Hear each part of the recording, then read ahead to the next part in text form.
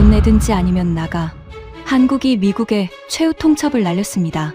120억 달러를 요구한 미국에 돌아온 건 1200억 달러짜리 역청구서였습니다. 펜타곤이 패닉에 빠졌습니다.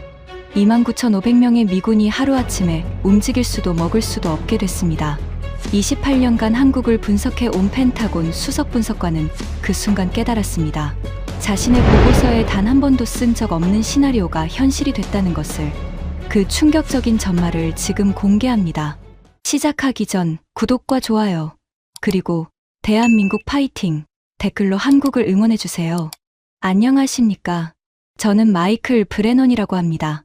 미 국방부 동아시아 안보국에서 28년간 한반도 정세를 분석해온 수석 분석관입니다. 제가 지금부터 들려드리는 이야기는 제 인생에서 가장 치욕적이면서도 가장 중요한 경험이 될 것입니다. 그날 새벽, 제 침대 여포한 단말기가 울렸습니다. A급 비상 호출, 펜타곤 지하 비상 상황실 즉시 출두. 28년간 이 단말기는 단 3번 울렸습니다. 걸프전 개전 직전, 그리고 그 다음 해 가을의 한반도 핵위기, 마지막으로 아프가니스탄 철수 작전. 전부 전쟁 직전 수준의 사안이었습니다. 그런데 4번째 호출이 울린 겁니다. 새벽 3시 17분. 워싱턴의 겨울바람이 뼈를 때리는 시간이었습니다.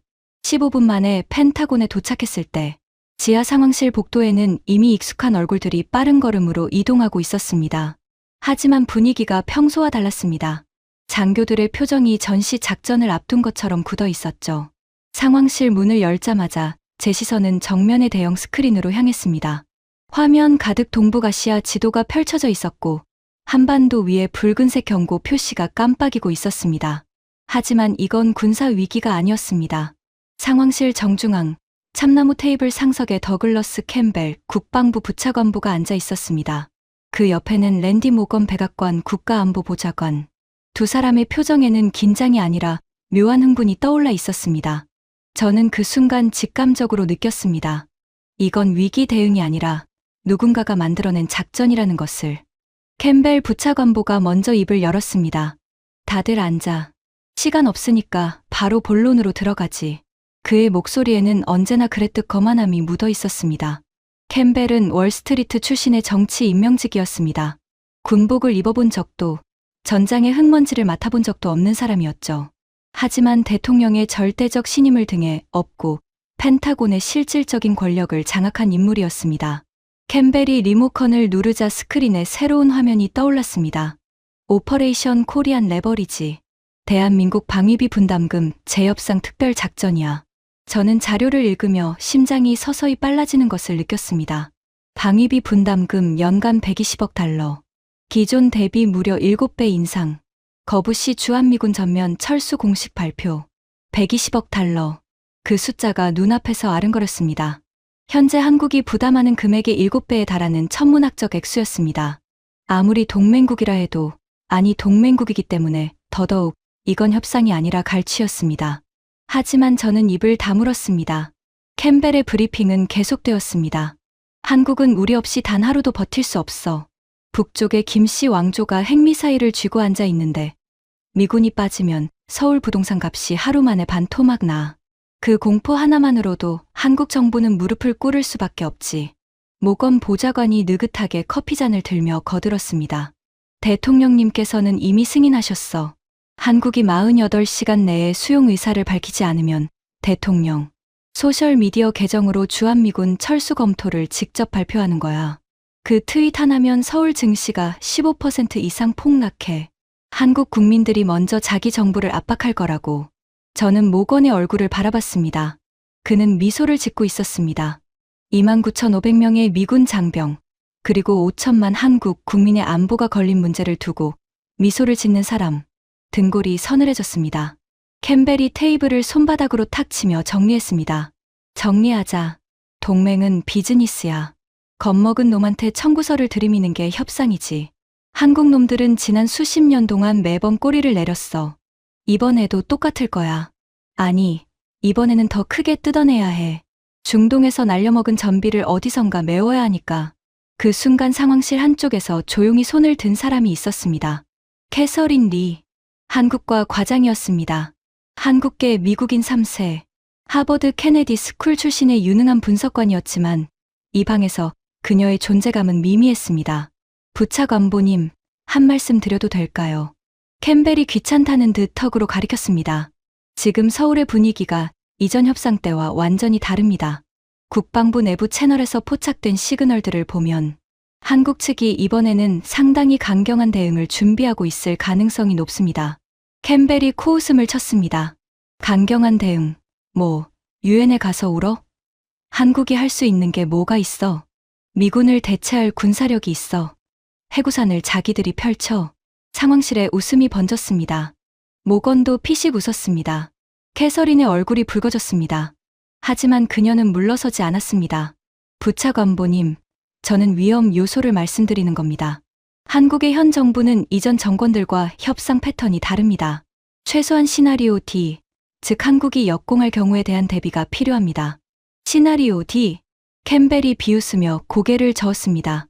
리 과장, 당신 시나리오 D는 내 서랍에 필요 없어. 한국이 우리한테 역공. 그건 시나리오가 아니라 코미디 대본이야. 자리에 앉아. 캐서린이 입술을 깨물며 자리에 앉았습니다. 저는 그녀를 바라보면서도 아무 말도 하지 못했습니다. 솔직히 말하자면 그때의 저도 캠벨과 같은 생각이었으니까요. 한국은 결국 양보한다. 28년간 단 한 번도 예외가 없었다. 그것이 제 분석의 전제였고 제 경력의 기반이었습니다. 펜타곤에서의 긴급 회의가 끝난 뒤 저는 제 사무실로 돌아왔습니다. 국방부 본관 4층, 창문 하나 없는 보안구역 안에 있는 좁은 방. 28년간 이 방에서 한반도 관련 보고서를 수백 편 써왔습니다. 책상 위 액자 속 사진이 눈에 들어왔습니다. 아버지, 로버트 브레넌 하사, 주한미군 제2사단 소속으로 한국에서 3년을 복무한 사람이었습니다. 어린 시절 아버지는 제게 자주 말했습니다. 마이클, 한국이라는 나라는 참 특이한 곳이야.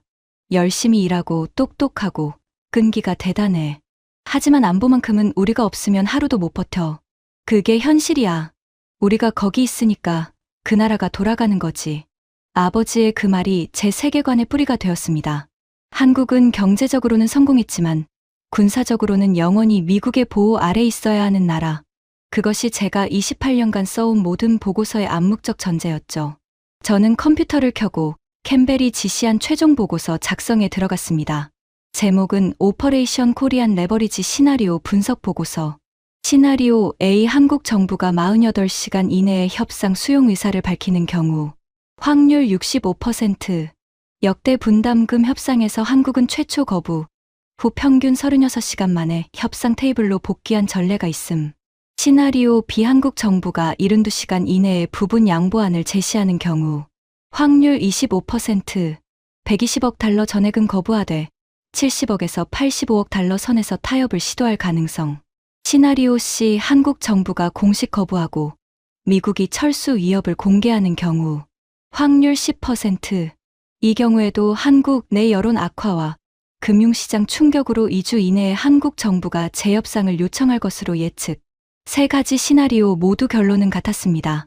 한국은 굴복한다. 저는 보고서의 마지막 줄을 타이핑하며 잠시 키보드 위에서 손을 멈췄습니다. 캐서린이 말한 시나리오 D, 한국이 역공하는 경우. 머릿속에서 그 가능성을 잠깐 굴려봤습니다. 하지만 금방 고개를 저었습니다. 말이 안 되니까.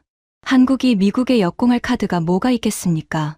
주한미군 철수라는 카드 앞에서 한국이 할 수 있는 건 기껏해야 유엔 안보리의 문제를 제기하거나 언론을 통해 국제 여론에 호소하는 정도일 겁니다. 저는 시나리오 D를 보고서에 넣지 않았습니다. 28년간의 경험이 그것은 불필요하다고 말했으니까요. 보고서를 제출하고 사무실을 나서려는데 복도에서 캐서린과 마주쳤습니다. 그녀의 눈 밑에 어두운 그림자가 내려앉아 있었습니다.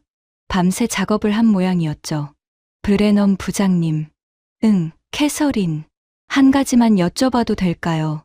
부장님의 보고서에 시나리오 D는 포함되어 있습니까? 저는 잠시 망설였습니다.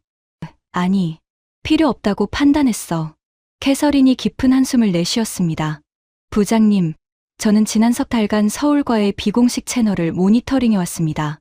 한국 국방부가 캠프 험프리스 관련 법률 검토를 시작했습니다. 공여지 임대 계약의 법적 지위에 대한 전면 재검토요. 이건 그냥 행정 절차가 아닙니다. 캐서린, 한국은 항상 협상 전에 강경한 제스처를 취해. 매번 그랬잖아. 시작은 사나운데 끝은 항상 양보야. 그게 패턴이야. 캐서린이 고개를 천천히 저었습니다. 과거의 패턴이 미래의 보증이 되지 못할 때가 있습니다. 부장님, 저는 그 말에 답하지 않았습니다. 그냥 어깨를 으쓱하고 사무실로 돌아갔습니다. 지금 돌이켜보면 캐서린의 경고는 비명에 가까웠습니다. 건물에 불이 나고 있는데 화재 경보를 울리는 사람을 무시한 꼴이었죠. 하지만 그때의 저는 들을 수 없었습니다. 28년간 쌓아온 확신이라는 귀마개를 끼고 있었으니까요. 캠벨의 지시대로 120억 달러 공식 통보 문서가 작성되었습니다. 국방장관 서명, 국무부 협조, 백악관 최종 승인. 완벽한 절차를 밟은 공식 외교 문서였습니다. 통보 문서의 핵심 문구는 이랬습니다. 대한민국 정부가 상기 금액에 대한 수용 의사를 48시간 이내에 서면으로 회신하지 않을 경우 미합 중국은 주한미군 주둔 지휘 전면 재검토에 착수할 것임. 주둔 지휘 전면 재검토.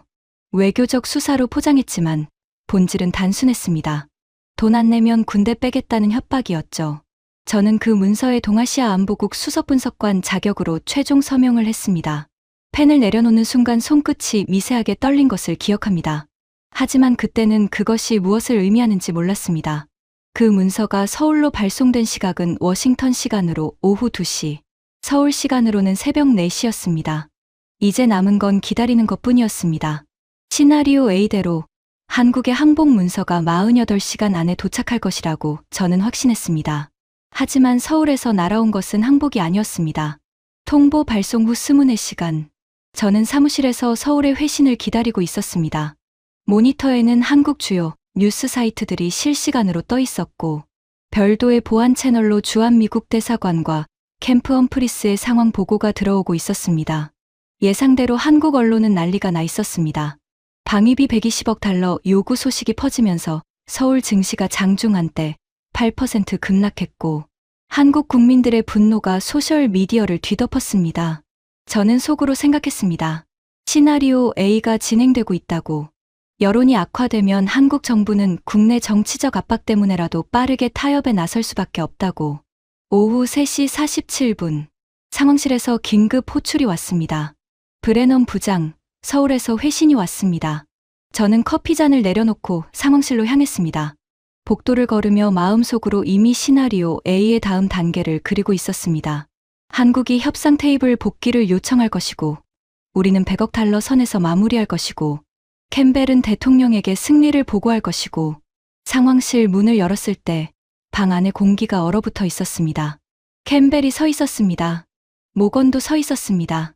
합참 작전참모 부장, 태평양 사령부 연락장교, 국무부 한국과장, 그리고 캐서린까지 전부 서 있었습니다. 앉아있는 사람이 한 명도 없었습니다. 모든 시선이 정면 스크린에 꽂혀 있었습니다. 저도 스크린을 올려다봤습니다. 그리고 심장이 멈추는 것 같았습니다. 화면에는 대한민국 국방부와 기획재정부 공동 명의의 외교 문서가 떠 있었습니다. 영문 번역본이었지만 핵심 내용은 한 줄로 요약되었습니다. 대한민국 정부는 미합 중국 정부에 대하여 지난 73년간 미군이 무상으로 사용해 온 대한민국 영토 내 군사시설 공여지에 대한 소급, 임대료 1200억 달러의 즉시 지급을 요청한다. 1200억 달러. 저는 그 숫자를 3번 읽었습니다.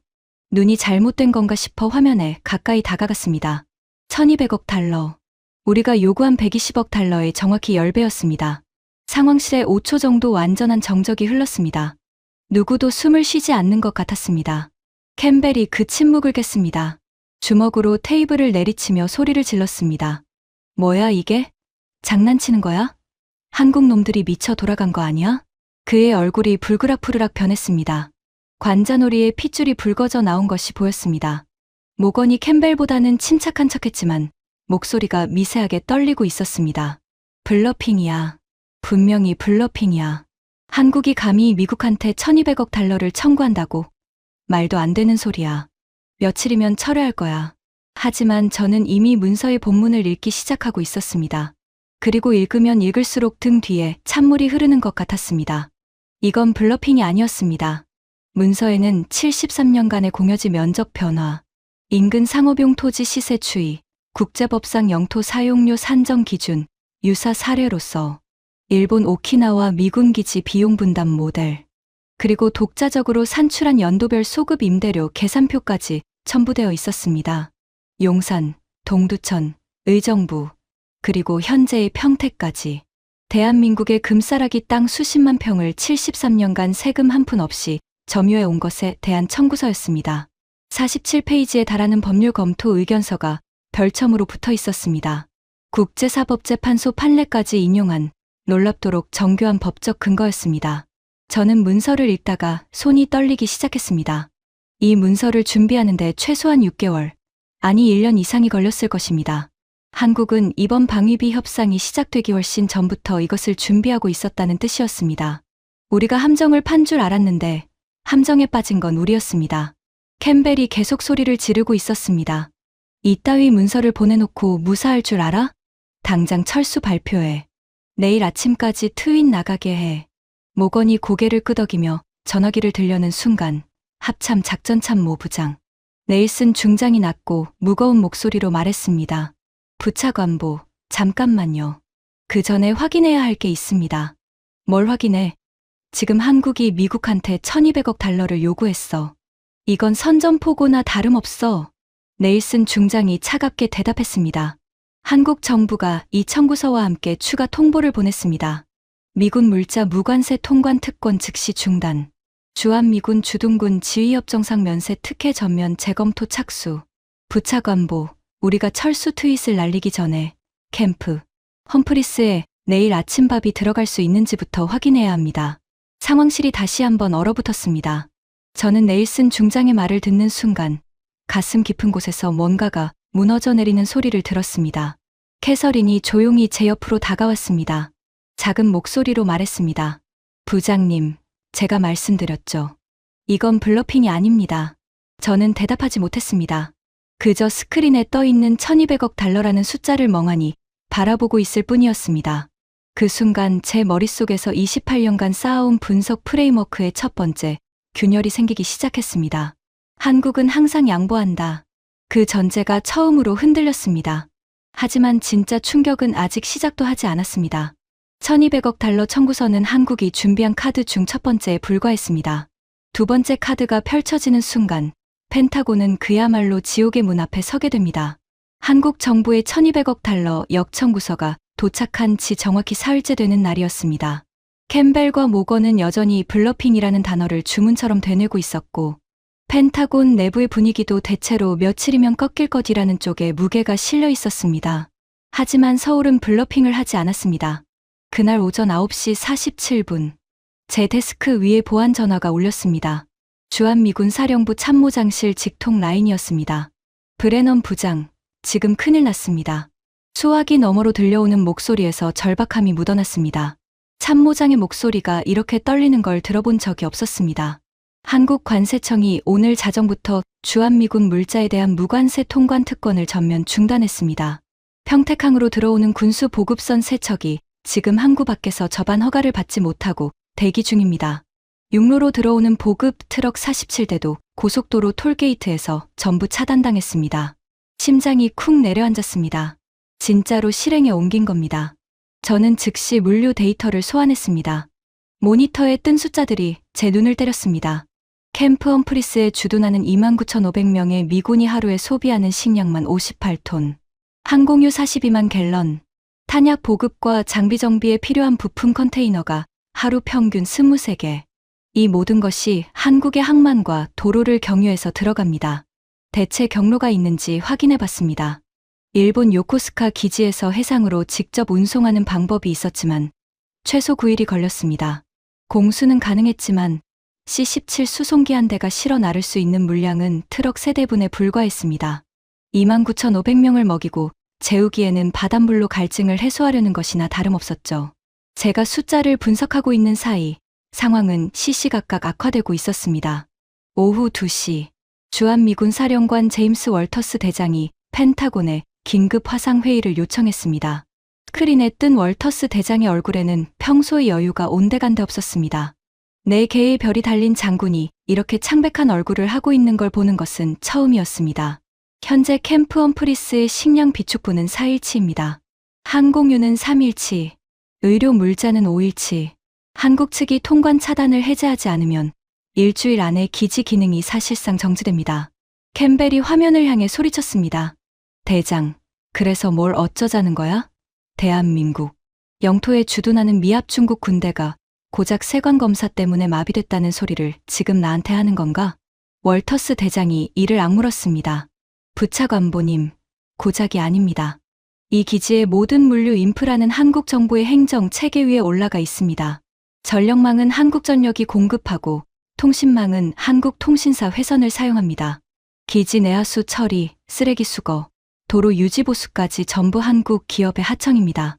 우리가 독자적으로 운영할 수 있는 인프라는 사실상 없습니다. 그 말을 듣는 순간 저는 의자 등받이에 등이 딱 붙는 걸 느꼈습니다.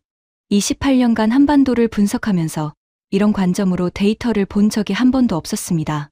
미군의 전투력, 장비 수준, 병력 배치 이런 것들만 분석했지 그 전투력을 떠받치고 있는 물류, 기반이 누구의 손에 있는지는 단 한 줄도 보고서에 쓴 적이 없었습니다. 캠벨은 화면을 끄라고 손짓하며 내뱉었습니다. 겁주는 거야. 이틀만 버텨. 한국이 먼저 풀어. 하지만 그날 저녁 물류 마비로 인한 1일 손실액 추산치가 올라왔습니다. 38억 달러. 하루에 38억 달러. 이 숫자를 보고 저는 커피잔을 내려놓지 못하고 공중에서 멈췄습니다. 120억 달러를 뜯어내려다 사흘 만에 이미 114억 달러의 손실이 발생한 겁니다. 사흘 더 지나면 우리가 요구한 금액을 초과합니다. 그때 캐서린이 제 사무실 문을 두드렸습니다. 부장님, 한 가지 더 보셔야 할 게 있습니다. 캠프 험프리스에 근무하는 한국인 군무원 14,000명이 내일부터 조업 중단에 들어갑니다. 부당한 처우와 고용 불안에 항의한다는 명목입니다. 14,000명. 기지 내 식당 운영, 시설 관리, 장비, 정비 보조, 통역, 행정 업무의 대부분을 담당하는 인력이 전부 빠진다는 뜻이었습니다. 캐서린, 그러면 기지가 어떻게 돌아가지? 캐서린이 저를 똑바로 쳐다봤습니다. 안 돌아갑니다. 그게 핵심이에요. 저는 그날 밤 사무실에서 잠을 잤습니다. 소파에 누워 천장을 바라보며 아버지의 말씀이 다시 떠올랐습니다. 한국은 우리가 없으면 하루도 못 버텨. 하지만 지금 하루도 못 버티고 있는 것은 한국이 아니라 우리였습니다. 물류 마비 나흘째, 상황은 제가 예상했던 것보다 훨씬 빠르게, 훨씬 깊게 악화되고 있었습니다. 그날 오전, 제보한 이메일에 급히 등급 문서 하나가 떨어졌습니다. 발신자는 공군 태평양 사령부 군수참모실. 제목은 한국산 핵심 부품 공급 중단에 따른 전력 영향 평가였습니다. 문서를 열고 첫 페이지를 읽는 순간 커피가 식도로 잘못 넘어가 기침이 터졌습니다. 오산 공군기지에 배치된 F-35A 스텔스 전투기 24대. 이 가운데 정상 가동이 가능한 기체는 단 7대. 나머지 17대는 정기 정비 부품 수급이 끊기면서 경납고에 발이 묶여 있었습니다. 문제의 핵심은 F-35의 전자전 장비와 레이더 시스템에 들어가는 군용 고대역폭 메모리 칩이었습니다. 이 칩의 유일한 공급원이 한국이었습니다. 유일한 공급원. 이 단어가 제 뇌리에 모처럼 박혔습니다. 저는 급히 국방부 조달국에 확인을 요청했습니다. 돌아온 답변은 더 충격적이었습니다. F-35뿐 아닙니다.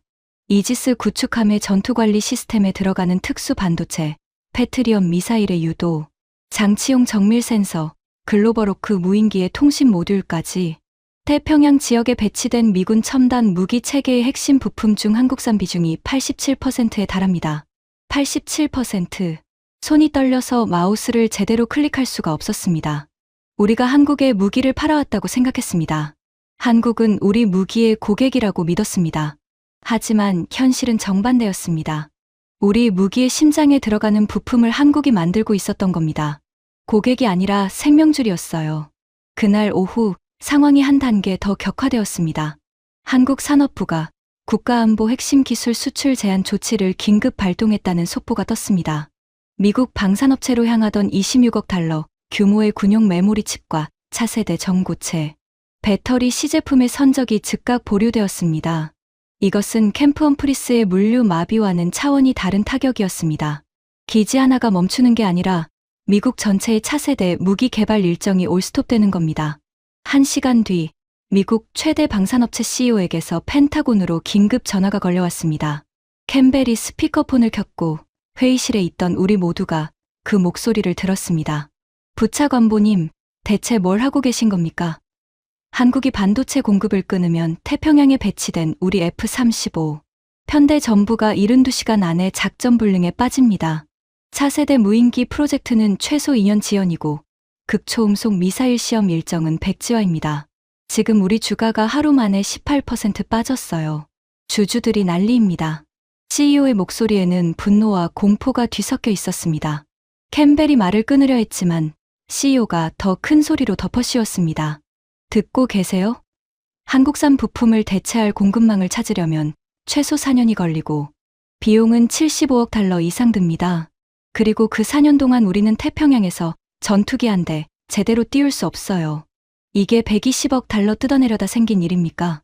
전화가 끊긴 뒤 회의실에 침묵이 내려앉았습니다. 캠벨의 얼굴이 시뻘겋게 달아올라 있었습니다. 모건은 고개를 숙인 채 테이블만 노려보고 있었고요. 저는 그 순간 깨달았습니다. 우리가 한국에 무기를 수출하면서 한국을 호구라고 생각했지만 실제로 한국은 그 무기의 심장을 쥐고 있었던 겁니다. 한국이 손을 놓으면 세계 최강이라는 미군의 전투기는 활주로 위에 거대한 고철 덩어리에 불과해집니다. 그날 저녁, 저는 처음으로 캠벨의 120억 달러, 도박이 단순한 실수가 아니라 재앙이 될 수도 있다는 생각을 했습니다. 하지만 아직은 그것을 입 밖에 낼 수 없었습니다. 28년의 관성이 제 혀를 붙잡고 있었으니까요. 물류마비 엿새째, 저는 서울행 군용기에 몸을 실었습니다. 직접 눈으로 확인해야 했습니다. 보고서의 숫자만으로는 현장의 실체를 파악할 수 없다는 걸 뒤늦게 깨달은 거죠. 오산 공군기지에 착륙한 뒤 차량으로 캠프 험프리스까지 이동했습니다. 창밖으로 한국의 풍경이 지나갔습니다. 아버지가 아무것도 없었다고 했던 이 나라의 도로는 매끄럽게 포장되어 있었고 고속도로 양편에는 삼성과 현대와 LG의 거대한 공장 건물들이 도열해 있었습니다. 아버지의 기억 속 한국과 창밖의 한국 사이에는 건널 수 없는 심연이 놓여 있었습니다. 캠프 험프리스 정문에 도착했습니다. 평소에는 차량이 자유롭게 드나들던 정문 게이트에 한국 세관검사 부스가 설치되어 있었습니다. 군수 트럭들이 길게 줄을 서서 대기하고 있었고 한국 세관 직원들이 하나하나 서류를 확인하고 있었습니다. 세계 최강의 군대가 세관검사의 발이 묶여있는 모습. 이건 제가 28년간 상상해 본 적도 없는 광경이었습니다. 기지 안으로 들어갔습니다. 첫인상은 도시 하나가 반쯤 멈춰있는 느낌이었습니다. 식당 3곳 중 2곳이 문을 닫았습니다. 한국인 조리원들이 조업을 중단했기 때문이죠. 남은 한 곳에서는 미군 취사병들이 MRE, 전투 식량만으로 식사를 제공하고 있었습니다. 줄이 건물 밖까지 이어져 있었습니다. 체육관과 세탁시설도 가동이 멈췄습니다. 시설 유지 보수를 담당하던 한국 기업 직원들이 전원 철수했거든요. PX 매장의 진열대는 반 이상이 비어 있었습니다. 하지만 진짜 충격은 경납고에서 받았습니다. 월터스 대장이 직접 안내한 제3 경납고, 그 안에 F-35A 전투기 6대가 서 있었습니다.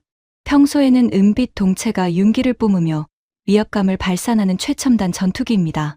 한 대 가격이 1억 2천만 달러, 6대면 7억 2천만 달러어치의 전략 자산이 이 경납고 안에 있는 겁니다. 하지만 그 전투기들은 꿈쩍도 하지 않고 서 있었습니다. 엔진 카울이 열린 채로 정비 부품을 기다리고 있었죠. 레이더 시스템의 핵심 모듈을 교체해야 하는데 그 모듈에 들어가는 메모리 칩이 한국산이었습니다. 한국이 공급을 멈추니 정비가 불가능했고 정비가 안 되니 비행이 불가능했습니다. 저는 손을 뻗어 전투기의 차가운 동체를 만졌습니다. 금속의 냉기가 손바닥을 타고 올라왔습니다. 1억 2천만 달러짜리 최첨단 전투기가 부품 하나 때문에 주차장에 고철 신세가 되어 있었습니다. 브레넘 부장, 월터스 대장이 제 옆에 섰습니다. 4개의 별이 달린 장군의 눈에 깊은 피로가 서려 있었습니다. 이 기지를 지은데 118억 달러가 들었습니다. 알고 계시죠? 알고 있습니다. 그런데 그 118억 달러 중 우리 미국이 부담한 게 얼마인지 아십니까? 저는 답을 몰랐습니다. 부끄럽지만 한 번도 확인해 본 적이 없었습니다. 8%입니다. 나머지 92%, 108억 달러 이상을 한국 국민들의 세금으로 지었어요. 미군 해외 기지 중 최대 규모이자 최첨단 시설을 한국인들이 자기 돈으로 지어서 우리한테 무상으로 내준 겁니다. 그런데 우리는 거기에 세금도 안 내고 73년간 공짜로 앉아 있으면서 이제 와서 120억 달러를 더 내놓으라고 했어요. 월터스 대장의 목소리에 분노가 아니라 자괴감이 묻어 있었습니다. 이 사람은 군인이었습니다. 정치꾼이 아니라 현장에서 작전을 수행하는 군인. 캠벨의 도박이 만들어낸 재앙을 가장 먼저, 가장 뼈저리게 체감하고 있는 사람이었죠. 브레넌 부장, 솔직히 말합니다. 한국 정부가 이 기지의 전력 공급만 끊어도 우리는 48시간 안에 백기를 들어야 합니다. 전력망은 한국전력에서 끌어오고 있고 비상발전기의 연료는 이틀치밖에 안 남았습니다. 통신망도 한국통신사 회선입니다. 이걸 끊으면 우리는 눈과 귀를 동시에 잃습니다. 저는 아무 말도 할 수 없었습니다. 경납고의 형광등 불빛 아래에서 고철이 되어버린 F-35를 바라보며 28년간 한 번도 의심하지 않았던 전제가 무너지는 소리를 들었습니다. 미국이 한국을 지켜주고 있다. 이 문장을 저는 수백 번의 보고서에 썼습니다. 수천 번의 브리핑에서 말했습니다. 하지만 캠프 험프리스의 경납고 안에서 한국이 지어준 건물에 서서 한국이 공급하는 전기로 불을 밝히고 한국이 만든 부품이 없어 멈춰선 전투기를 바라보며 저는 처음으로 이 질문을 스스로에게 던졌습니다. 정말 우리가 한국을 지켜주고 있는 건가? 아니면 우리가 한국에 기생하고 있었던 건가? 이것이 중반전이었습니다. 28년의 확신에 금이 가기 시작한 게 아니라 그 확신의 토대 자체가 처음부터 허상이었을 수 있다는 가능성이 눈앞에 펼쳐진 순간이었습니다. 캠프 험프리스에서의 충격이 채 가시기도 전에 예상치 못한 곳에서 연락이 왔습니다. 서울 시내 한 호텔에서 쉬고 있던 밤이었습니다. 보안 단말기에 암호화 메시지가 하나 떴습니다.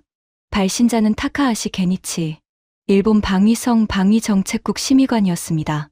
저와는 아시아 안보 포럼에서 여러 차례 만난 사이였죠. 브레넌 상, 내일 아침 비공식으로 만날 수 있겠습니까? 장소는 제가 정하겠습니다. 급히입니다. 다음 날 아침 서울 중심부의 한 일식 레스토랑 개인실에서 타카하시를 만났습니다. 그는 수트 대신 캐주얼 복장을 하고 있었습니다. 공식 미팅이 아니라는 신호였죠. 따뜻한 녹차향이 좁은 방 안에 퍼져 있었습니다. 브레넌 상, 단도직입적으로 말하겠습니다. 타카하시가 찻잔을 내려놓으며 말했습니다. 한국 정부의 판단이 옳습니다. 찻잔을 들고 있던 제 손이 멈췄습니다. 일본 방위성 관료가 한국 편을 든다고요? 한일 관계가 어떤 관계인지 아는 사람이라면 이 한마디가 얼마나 충격적인지 이해할 겁니다. 타카하시 상, 그게 무슨 뜻입니까? 우리 일본도 같은 구조에 갇혀 있다는 뜻입니다. 요코스카와 사세보, 오키나와의 미군 기지, 유지비 중 일본이 부담하는 비율이 얼마인지 아십니까? 74%입니다. 거기에 매년 방위비 분담금 인상 압박을 받고 있죠.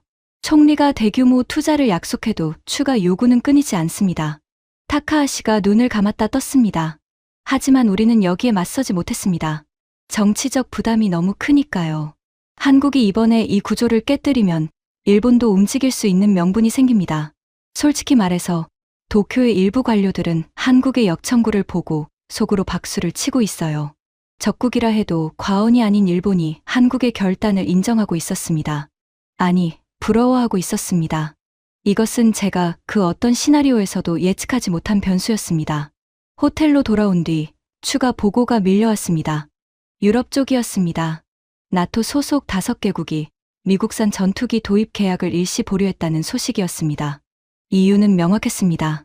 한국이 핵심 부품 공급을 통제할 수 있다는 것이 이번 사태로 증명되었고, 한국산 부품에 의존하는 미국 전투기의 공급망 안정성에 의문이 제기된 겁니다. 그리고 바로 같은 날 폴란드와 루마니아가 한국산 KF-21 전투기 도입 검토에 공식 착수했다는 뉴스가 터졌습니다. 노르웨이는 K9 자주포 추가 도입 협상을 서울과 시작했고, 사우디아라비아는 한국 방산 수출 박람회에 국방장관급 대표단을 파견하겠다고 발표했습니다. K방산의 글로벌 수출이 연간 280억 달러를 돌파했다는 통계가 제 데스크에 올라왔습니다. 이 숫자는 단순한 무역 통계가 아니었습니다. 미국이 수십 년간 독점해 온 글로벌 무기 시장의 판이 실시간으로 뒤집히고 있다는 신호였습니다. 그날 오후 저는 한 사람을 만났습니다. 박정호, 대한민국 국가안보실 자문위원, 예비역 소장. 한미연합사에서 30년간 근무하며 미군과 함께 일해온 사람이었습니다. 캐서린이 주선한 비공식 만남이었죠. 서울 용산구의 한 찻집에서 마주 앉았습니다. 박정호는 키가 크고 어깨가 넓은 사람이었습니다. 군인 특유의 고든 자세. 하지만 눈빛은 부드러웠습니다. 브레넌 부장님. 이렇게 뵙게 되니 반갑습니다. 유창한 영어였습니다. 미국 지휘참모대학에서 수학한 이력이 있더군요. 박 자문위원님, 솔직하게 여쭙겠습니다. 한국 정부는 정말로 이 청구서를 끝까지 밀고 갈 겁니까? 박정호가 찻잔을 천천히 돌리며 대답했습니다. 브레넌 부장님, 당신이 28년간 분석한 한국은 이미 존재하지 않습니다. 그 한마디에 제 가슴이 쿵 하고 내려앉았습니다. 무슨 뜻입니까? 저도 30년간 미군과 일했습니다. 한미동맹의 가치를 누구보다 잘 압니다. 하지만 동맹은 대등할 때 의미가 있어요. 73년간 우리는 땅을 내주고, 건물을 지어주고, 전기를 대주고, 부품을 공급하면서 그 대가로 받은 것은 매번 더 내놓으라는 청구서뿐이었습니다. 박정호의 목소리는 차분했지만 그 안에 수십 년간 쌓인 감정의 무게가 느껴졌습니다. 120억 달러를 요구받았을 때 우리 내부에서도 의견이 갈렸습니다. 참아야 한다는 쪽도 있었어요. 저도 처음에는 그쪽이었습니다. 미군과 30년을 함께한 사람으로서 동맹이 흔들리는 건 두려웠으니까요. 그가 잠시 말을 멈추고 창밖을 바라봤습니다. 서울의 스카이라인이 유리창에 비치고 있었습니다. 하지만 데이터를 봤습니다. 캠프 험프리스의 물류 의존도, 부품 공급망 구조, 기지 인프라 운영 현황. 그리고 깨달았어요. 을은 처음부터 우리가 아니었습니다. 우리가 그동안 을이라고 착각하고 있었을 뿐이죠. 그 말이 제 폐부를 찔렀습니다. 캠프 험프리스 경납고에서 느꼈던 의문이 박정호의 입을 통해 명확한 언어로 돌아온 겁니다. 브레넌 부장님, 우리는 미국을 적으로 만들고 싶은 게 아닙니다. 대등한 파트너가 되고 싶은 겁니다. 73년 만에 처음으로요. 찻집을 나오면서 저는 서울 거리를 걸었습니다. 네온사인이 빛나는 거리, 깨끗하게 정비된 도로, 첨단 기술로 무장한 도시. 아버지가 아무것도 없었다고 했던 나라의 현재 모습이었습니다. 주머니 속 보안 단말기가 울렸습니다. 워싱턴에서 온 긴급 호출이었습니다.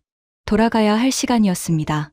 서울에서 돌아온 워싱턴은 제가 떠날 때와 완전히 다른 도시가 되어 있었습니다. 펜타곤 건물 안에 들어서는 순간 공기가 달랐습니다. 복도를 오가는 사람들의 걸음이 빠르고 목소리가 낮고 표정이 험악했습니다. 전시 상황의 긴박함이 아니라 내부 분열의 살벌함이었습니다. 상황을 파악하는데 오래 걸리지 않았습니다. 미국 핵심 방산업체 주가가 합산 5,200억 달러 폭락했습니다. 가장 큰 타격을 입은 곳은 F-35를 제작하는 업체였죠. 한국산 부품 공급 중단 소식에 주가가 이틀 만에 27% 빠졌습니다. 나머지 대형 방산업체들도 줄줄이 15%에서 22%까지 하락했고요. 하지만 주가 폭락보다 더 치명적인 타격이 있었습니다. 한국 국세청이 주한미군 주둔 관련 세제 혜택을 받아 온 미국 기업 127곳에 대해 전면적인 세무조사와 특혜 박탈을 단행한 겁니다. 이 기업들이 당장 토해내야 할 소급 관세와 징벌적 세금이 52억 달러로 추산되었습니다. 120억 달러를 뜯어내려다 5,200억 달러의 시가총액이 증발하고 52억 달러의 세금 폭탄까지 맞은 겁니다. 산술적으로만 봐도 미국이 입은 손실은 요구한 금액의 수십 배에 달했습니다. 군산복 합체가 움직이기 시작했습니다. 그리고 그 화살은 한국이 아니라 캠벨을 향했습니다. 방산업체 CEO들이 연명으로 백악관에 서한을 보냈습니다. 내용은 단 하나. 한국과 즉각 타협하라. 그렇지 않으면 태평양 전역의 미군 작전 능력이 붕괴된다. 의회 군사위원회 소속 상원의원 3명이 캠벨의 해임을 요구하는 성명을 발표했습니다. 펜타곤 내부에서는 합참의장이 폭발했습니다. 긴급 국가안보회의에서 책상을 내리치며 캠벨을 정면으로 공격한 겁니다. 저도 그 회의에 배석했습니다. 합참의장의 얼굴은 붉게 달아올라 있었고 목에 핏줄이 붉어져 있었습니다. 캠프 험프리스를 잃으면 뭐가 되는지 아십니까? 부차관보. 제1도련선이 즉각 붕괴됩니다. 대중국 포위망에 구멍이 뚫리는 거예요.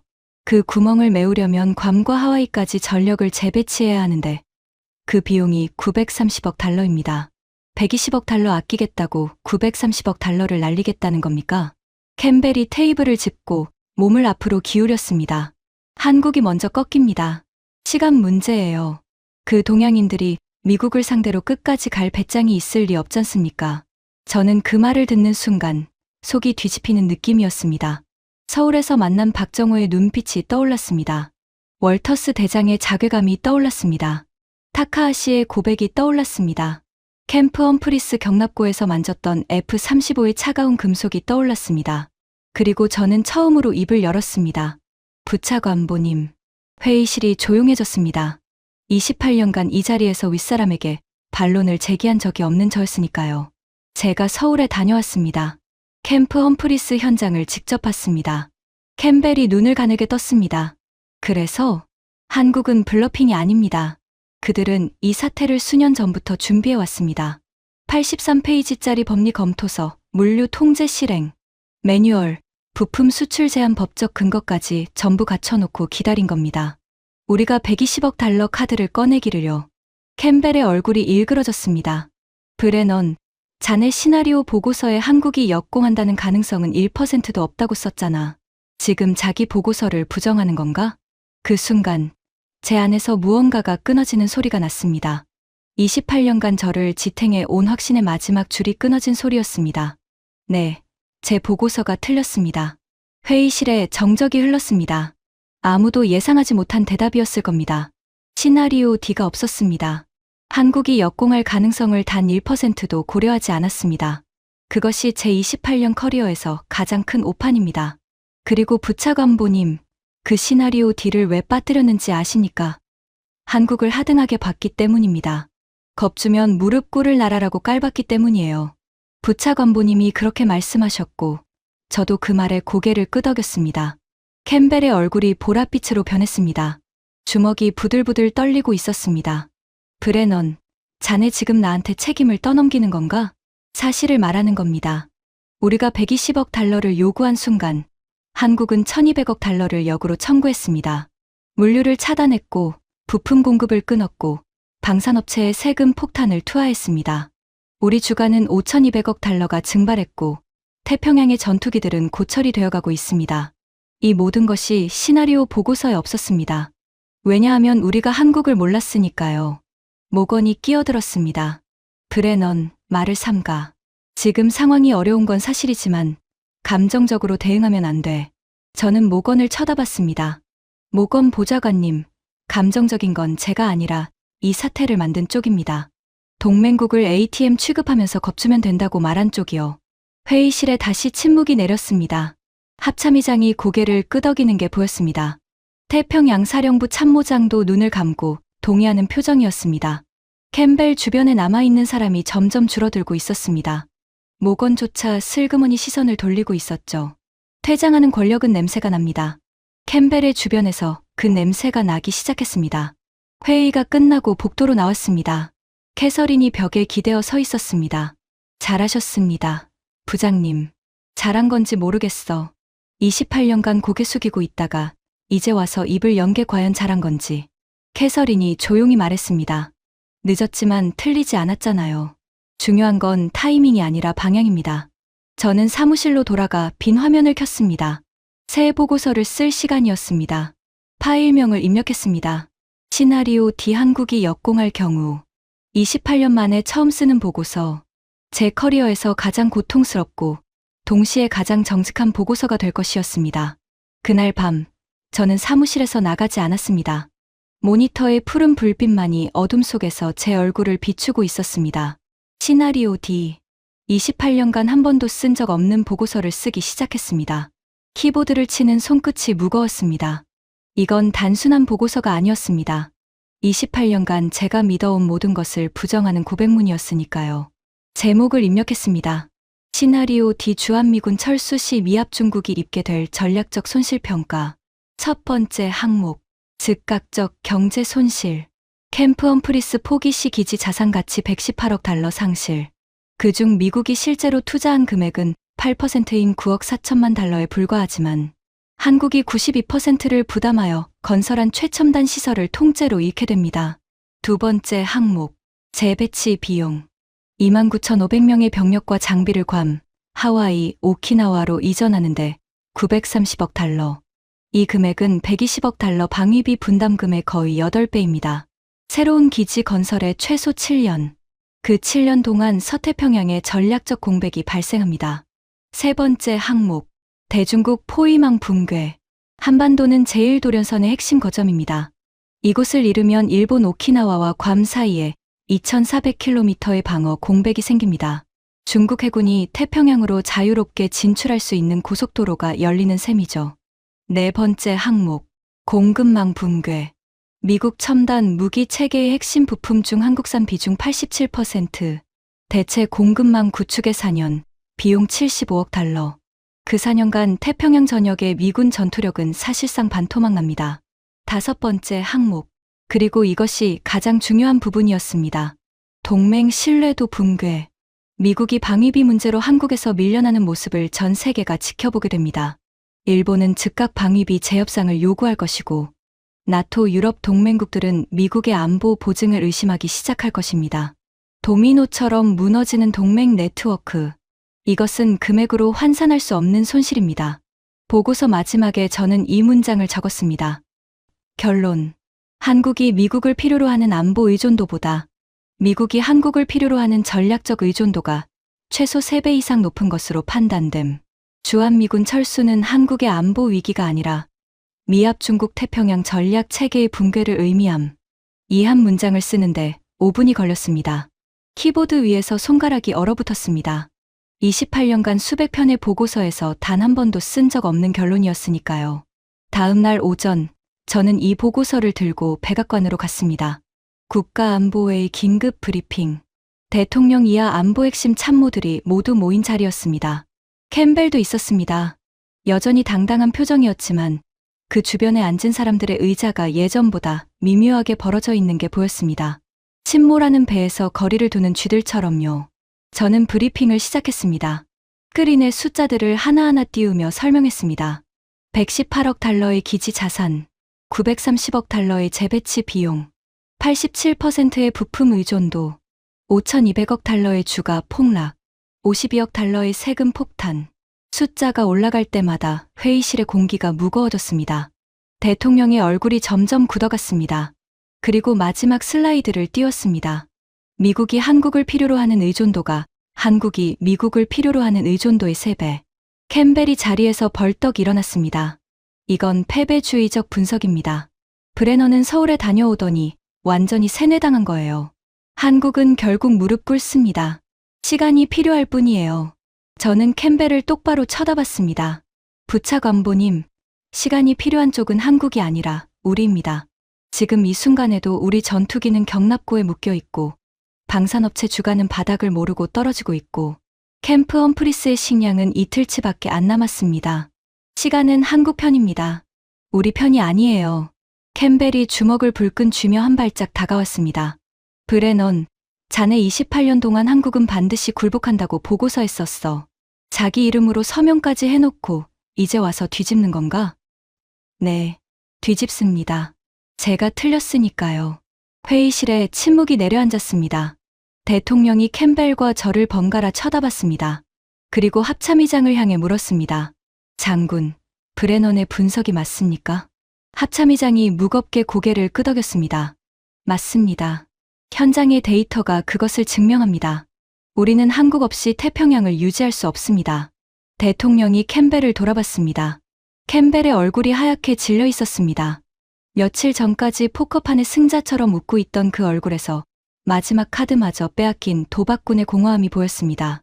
캠벨 부차관보, 내일부터 출근하지 않아도 됩니다. 단 한 문장. 그것으로 끝이었습니다. 캠벨이 의자에서 일어나 회의실을 나가는 뒷모습을 저는 멍하니 바라봤습니다. 동맹을 비즈니스라고 부르던 남자. 겁먹은 놈한테 청구서를 들이미는 게 협상이라고 웃던 남자. 그 남자의 등이 문 뒤로 사라졌습니다. 모건은 이미 회의가 시작되기 전에 입장을 바꿔놓았더군요. 살아남는 법을 아는 자였으니까요. 대통령이 제게 물었습니다. 브레넌, 한국과의 협상을 어떻게 재개해야 하는가? 저는 잠시 숨을 고른 뒤 대답했습니다. 120억 달러 요구를 철회하고 대등한 파트너로서 새로운 분담금, 체계를 논의하겠다는 의사를 먼저 전달해야 합니다. 한국이 원하는 것은 돈이 아닙니다. 존중입니다. 일주일 뒤, 저는 다시 서울에 있었습니다. 이번에는 공식 방문이었습니다. 미국 정부의 협상 재개 의사를 전달하는 실무 대표단의 일원으로요. 120억 달러 요구는 공식 철회되었습니다.